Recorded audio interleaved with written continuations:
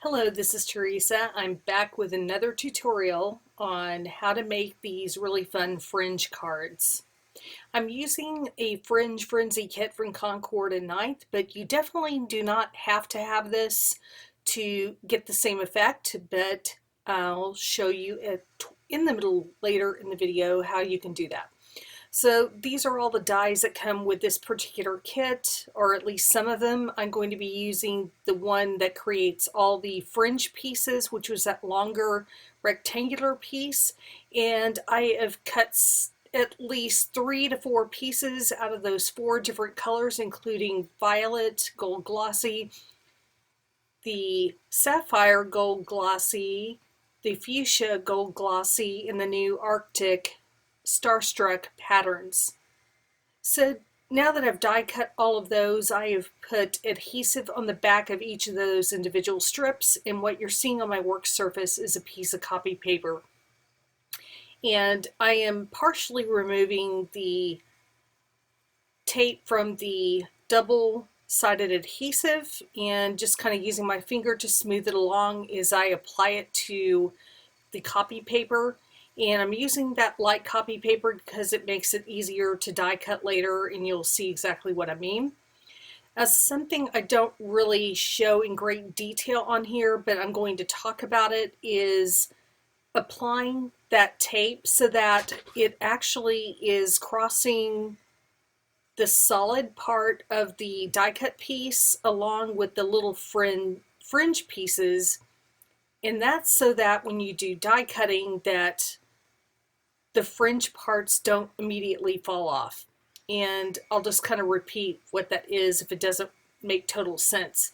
If you think about it, if you just put adhesive on the top where it's not cut into the fringe shape, the moment that you use a die on top of it, it's just going to cut off the fringe pieces. So it is important, even though, like I said, I didn't show that in great detail on this video, but maybe you can see towards the left-hand side of the piece that I'm already on, is that that double-sided adhesive tape is both on the solid part at the top, that band, and as well as the fringe pieces that are cut at the bottom. I truly hope that makes sense. But in any case, I'm just going to repeat this process of applying all the different colors, and I'm alternating between sapphire at the bottom, Arctic in the middle, and let's see, that is fuchsia that I'm putting down right now. Then I'll alternate with another piece of the Arctic paper, and then finally with the violet. And that will give me a pattern that I'm going to continue creating on this piece of copy paper. And I'll keep going until I have filled in several rows, and I'm not done yet. I'm going to add a few more to this before I start doing some die cutting. So I have quite a large piece here, and I'm going to place this word die up near the top and cut that out. And I'll use the heart, the square, and I believe that is all I use for these 3 cards. So I'm just placing them here. I'm going to run them through my die cut machine, and then I'm going to create some cards using these die cuts. So now that I've run them through the machine, you're going to see what I mean by this. So here's the word yay, and if you have any kind of individual set for alphabet dies, it would work for the same purpose. So you don't have to have this particular set. It's something fun that I had and actually had not used yet. And I imagine most of us have some sort of heart die in our collection, and certainly if you have any of the basics, you're going to have a rectangle or a square in your collection. So here you can see where my advice, heed my advice about making sure that the adhesive covers both the band and the die cut pieces. So you can see some of them fell off. So I had to work this a little bit so that I could get a piece that didn't have things just falling off like you saw here. So now you're seeing why I say do as I say and not as I do, right? Anyway, moving on. I'm going to create this background with this stamp set from Rinea. I'm using some gray ink, and I'm going to use that to stamp all these different size stamps across the background so that I have a pretty neutral background to go with my card.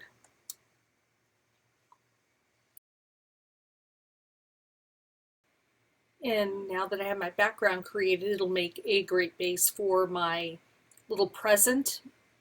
And the last thing I need to do is create a bow for the present, and I thought it would be fun to use a few thin strips of the same colors other than the Arctic White that I used for the present, which is my rectangle that I've already cut out. So I'm taking a piece of scrap white cardstock, and I applied some adhesive, and I'm going to use this as a way to create a little bow. So I've grabbed a pencil, and I'm going to use that to wrap each individual color of the colored foiled paper to create the type of bow that, you know, it's like a bunch of little rolled pieces. I thought that would be really fun. So I'll just repeat the process for the other two colors to create a cute little bow for my little package for this birthday card.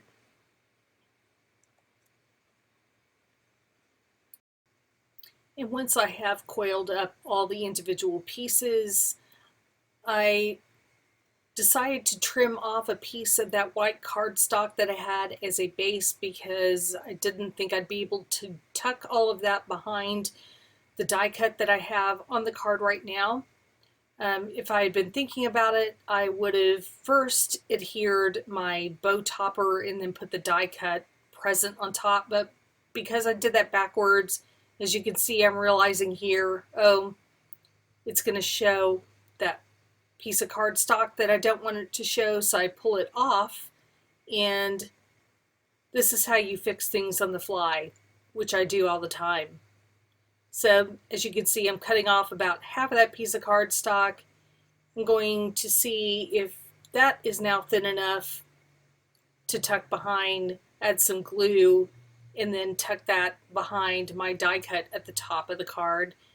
And that makes a pretty simple card because on my background, as you can see, the stamp already includes a sentiment, happy birthday, so I really don't need to add anything else to this to make a complete card. And I think it's just absolutely adorable just the way that it is. And the last step I need to do to, since this is a fringe style, is just to kind of fluff up the individual pieces, not pieces, but as you can see, I'm just using my pencil here to randomly lift up some of these individual fringe pieces because that's what makes this whole thing so much fun, is to do that. And so that's the completion of my first card. Now, if it turns out that you don't have a die that could do this, there are definitely other options, so I'm going to show you a couple of them. Now, there's a pair of scissors that are made by Martha Stewart, and there could be other brands, I really don't know, but I happen to have these. And as you can see here, I'm using those specialty scissors to cut my unfringe manually. So what this tells you is you don't have to have a specialty die to get a similar effect. And also by the same token, you don't even have to have specialty scissors like this to get the same effect. You could just simply use any normal pair of scissors and just snip the fringe on your own. I will say this probably does require some patience because it would be time consuming to do this to several strips. So you may or may not have the patience to do this. I guess that's what I leave it up to you as the audience to decide. But still, nevertheless, the process would be the same. So here are one of the die cuts that I did with a word, and I'm going to make a fun little interactive element on my card. So as you can see, I have a piece of clear acetate down there And I'm going to add some score tape to the back of each of these letters, and then I'm going to apply each of them to that piece of clear acetate, and I guess you'll just have to wait for a moment to see how I'm going to turn that into an interactive element on the card.